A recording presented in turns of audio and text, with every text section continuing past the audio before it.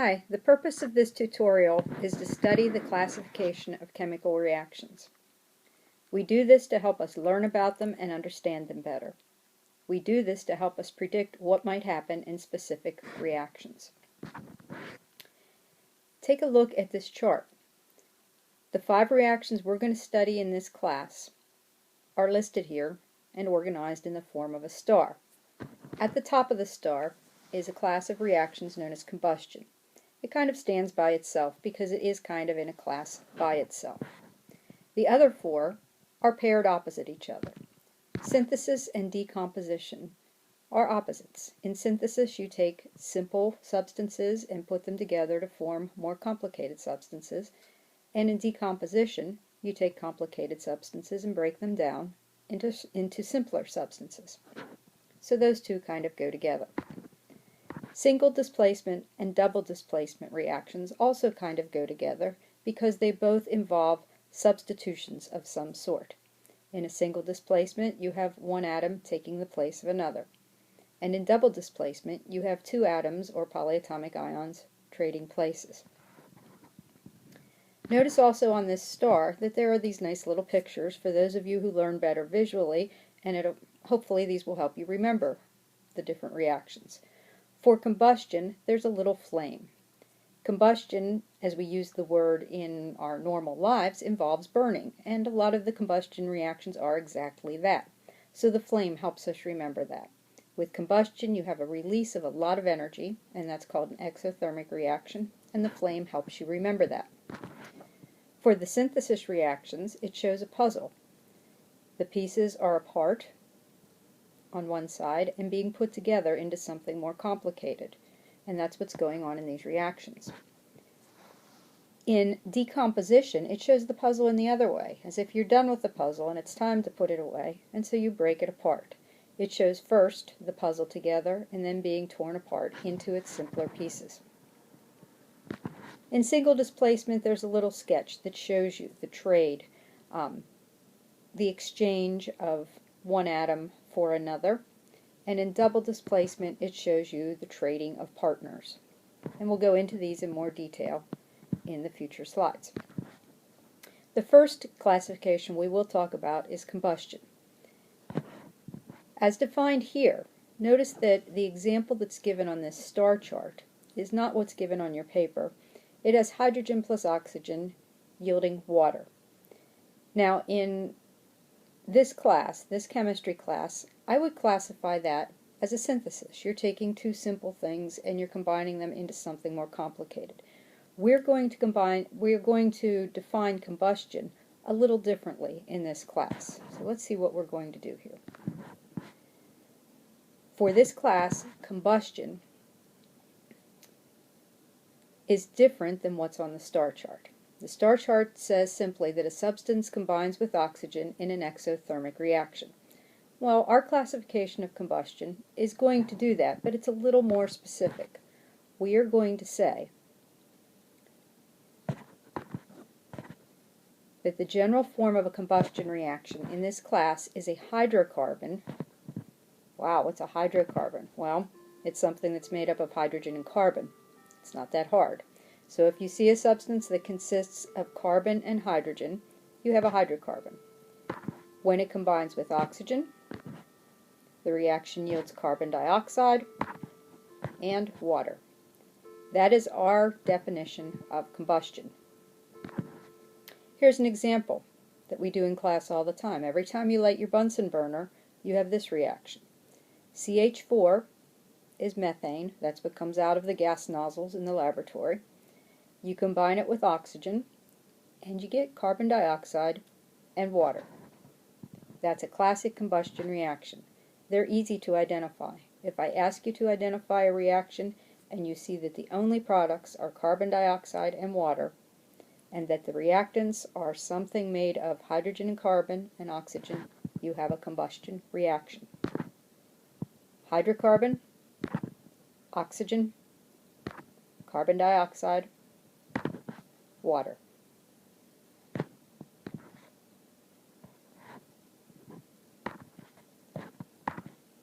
The next reaction we'll talk about is synthesis. As the star says, simple compounds make more complex ones.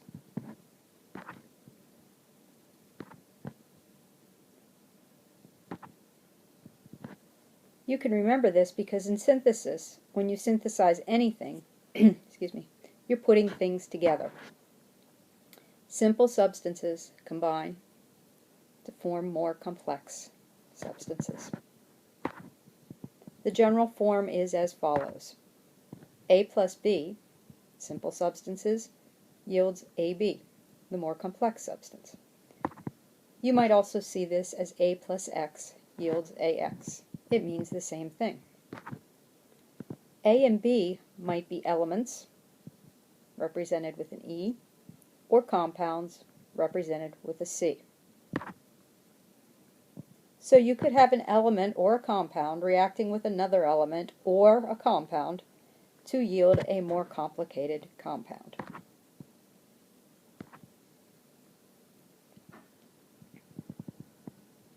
Here's an example.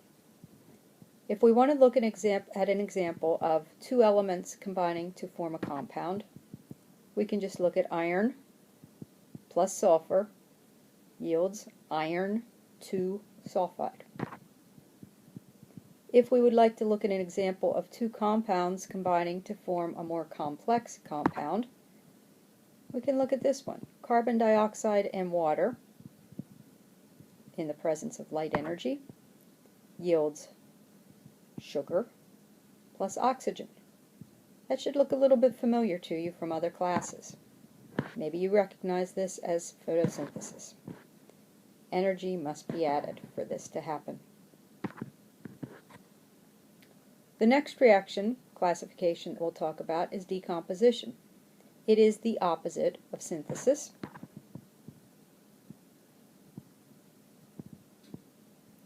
And decomposition generally means to break things down, and that's exactly what we're doing here.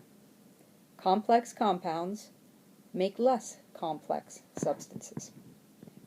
The general form, AB reacts to form A plus B, or AX reacts to form A plus X.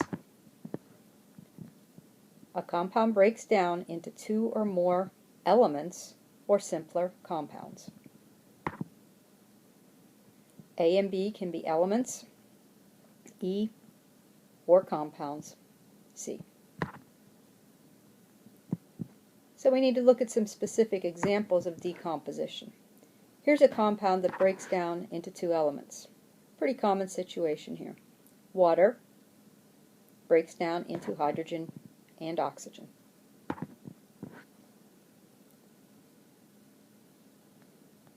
Here's a situation of a compound which is complex, breaking down into two simpler compounds.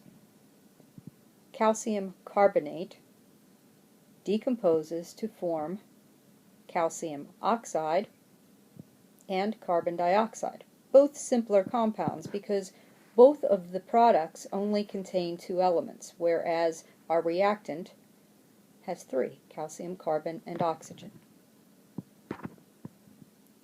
Here's one where we have two complex compounds breaking down into simpler ones.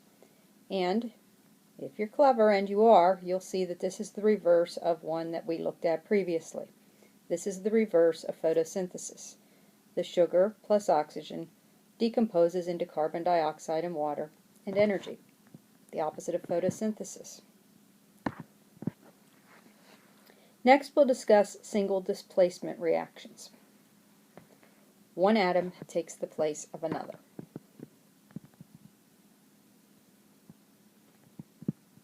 Sometimes you'll see these referred to as single replacement instead of single displacement. The terms are interchangeable, and you'll hear me use both of them probably. One type of atom takes the place of another. The general form is A plus BX yields B plus AX. In this situation, cations are trading places. The A and the B, both positively charged cations, will trade places. Now, we can also have anions trade places, and the general form of that is AX plus Y yields AY plus X. It's the same idea, except it's the negative ions that are trading places, the X and the Y. An element and a compound form a different element and a different compound in a single replacement reaction. Here are some specific examples of single displacement reactions. Here's one that shows the cation trade. Copper plus silver nitrate yields silver plus copper 2 nitrate. The silver and the copper trade places. A plus BX yields B plus AX. Here's an example where the anions trade places. The chlorine and the bromine trade places. Sodium chloride plus bromine react to form sodium bromide plus chlorine. It is the negative anions here that are trading places. The activity series is a list of elements that determines if a reaction actually takes place. We'll learn about this in a few days. Finally, let's talk about double displacement reactions. In a double displacement reaction, which can also be called a double replacement reaction, we have atoms or ions from two different compounds trading places, replacing each other. The general form for this is AX plus BY yields AY plus BX. Two compounds form two different compounds. Cations and anions switch partners. Examples of double displacement reactions. Silver nitrate plus sodium chloride yields silver chloride plus sodium nitrate. As you can see, partners are switched.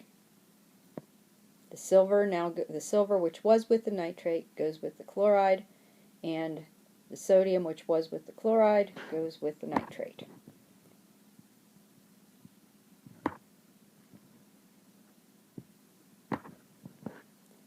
The reactants are usually in an aqueous solution. They're usually ionic compounds, so they're separated when they are dissolved. A reaction will happen if there's something that lets some of these ions form either a gas, a solid, or a stable covalent compound such as water. Again, we'll learn about this in a few days to be able to predict whether reactions will actually take place.